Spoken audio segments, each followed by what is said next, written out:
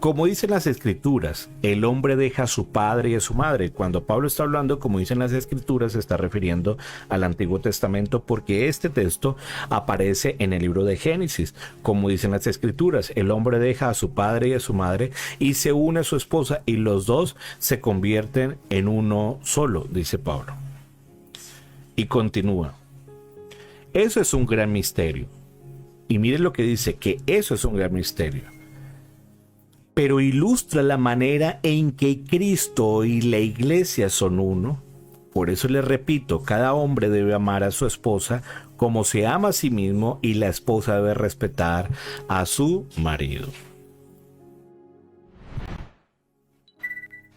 Cuando nosotros llegamos aquí a este punto, en el libro de Efesios, si ustedes van a notar, Pablo empieza a hablar acerca de los roles en el matrimonio. El rol de la esposa, que debe vivir bajo sujeción al esposo. El rol del esposo, que debe ser cabeza del hogar. Y empieza a hablar de ese rol entre el esposo y la esposa. Y al final, entonces, Pablo dice, mire, este es un gran misterio. Dejará el hombre a padre y madre y se unirá a su mujer. Y entonces Pablo dice, este es un gran misterio. La pregunta es, ¿por qué es un misterio? ¿A qué se está refiriendo Pablo con que el matrimonio es un misterio? Y es un misterio porque cuando Dios determinó crear al hombre y a la mujer, Dios no lo hizo al azar. Nosotros a veces tenemos la idea de que cuando Dios creó al hombre, como que se llenó de sorpresa, que vio y dijo, uy, el hombre no es bueno que esté solo.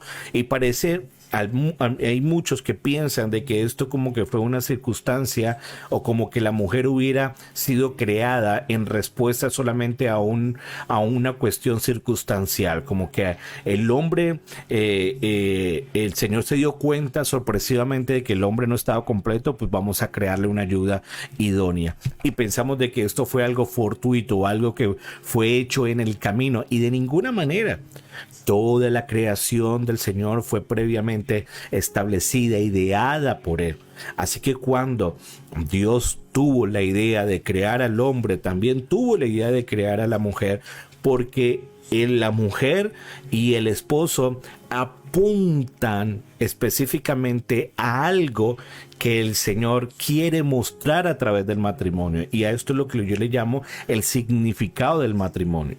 ¿Qué es lo que significa el matrimonio? Ya entendemos cuál es el propósito que estuvimos hablando ahora. ¿Qué es lo que significa el matrimonio? Y aquí es donde Pablo habla de ese gran misterio. Aquí es donde Pablo entonces nos dice a cada uno de nosotros, mire, el matrimonio es un misterio. Pero él viene diciéndonos en el rol del esposo y en el rol de la esposa. Y si ustedes se dan cuenta en el libro de Efesios capítulo 5, se va a dar cuenta que Pablo entonces dice a las esposas, sujétense así como la iglesia al Señor, ¿cierto?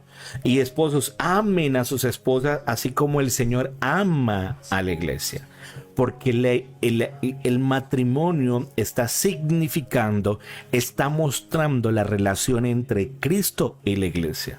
Por eso entendemos nosotros que cuando Dios creó el matrimonio, apuntaba precisamente a esa obra redentora que el Señor iba a hacer, y en la relación que iba a haber entre Cristo para con nosotros, que era la iglesia, y la sujeción que debería haber entre nosotros como iglesia a Cristo.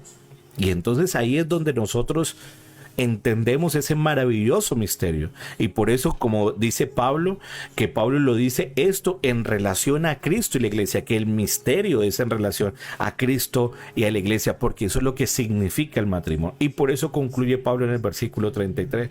Por eso vuelvo y les digo, el esposo ame a su esposa y la esposa respete a su marido, porque esa es la conclusión. En otras palabras, y esto es lo que me parece maravilloso, en otras palabras, el Señor nos ha permitido el maravilloso privilegio de poder representar con nuestros roles en el matrimonio, que estaremos hablando luego, con nuestros roles en el matrimonio nos ha permitido el maravilloso privilegio de nosotros poder representar esas figuras eternas, esas figuras maravillosas que son infinitamente grandes, esas realidades que tenemos nosotros y que se nos son visibles a nosotros en el matrimonio. Esa relación entre Cristo y la iglesia que se representan evidentemente en el matrimonio. Y me parece maravilloso entender que cuando nosotros entendemos y comprendemos que el matrimonio tiene como significado poder mostrar la relación entre Cristo y la iglesia, y que nosotros dentro del matrimonio podamos representarla de esa forma.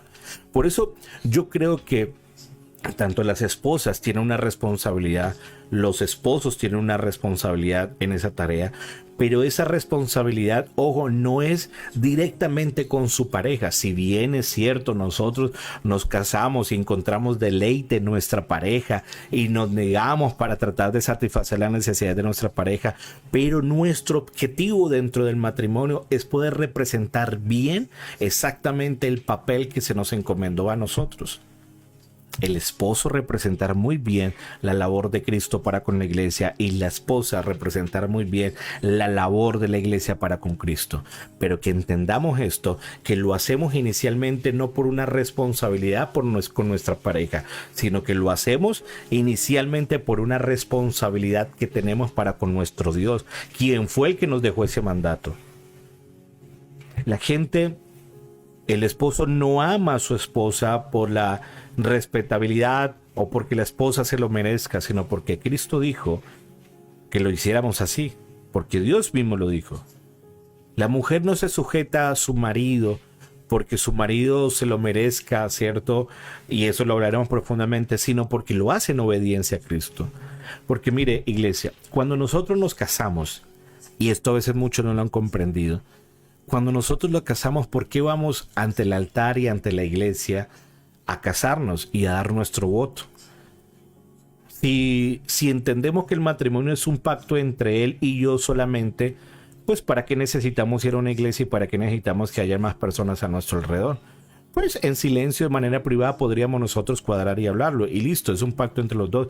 Pero el matrimonio no es un pacto entre los dos. Cuando nosotros vamos ante el altar a casarnos, entendemos que estamos haciendo un pacto para con Dios en nuestro matrimonio. Así que nuestra responsabilidad inicial en nuestro matrimonio es para con Dios, más allá de que nuestra pareja, que evidentemente cuando lo hacemos para con Dios, sabemos que estamos haciéndolo correctamente para con nuestra pareja.